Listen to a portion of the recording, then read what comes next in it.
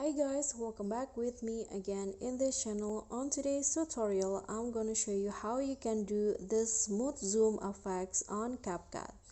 So first, just add your clips and then add 3 keyframes on each clip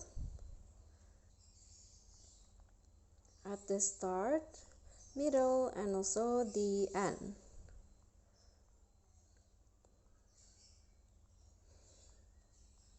So after this, you need to zoom the clip in on the first and second keyframe. So zoom in as you like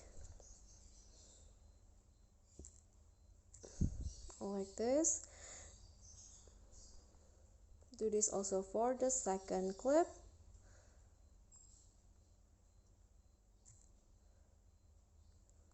Okay, and after that, between the first and second keyframe, use this custom graph. And for the last 2 keyframes, use this custom graph. Do this for all of the clips.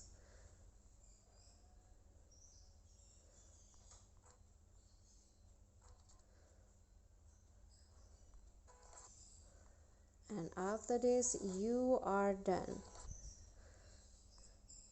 So this will be the result.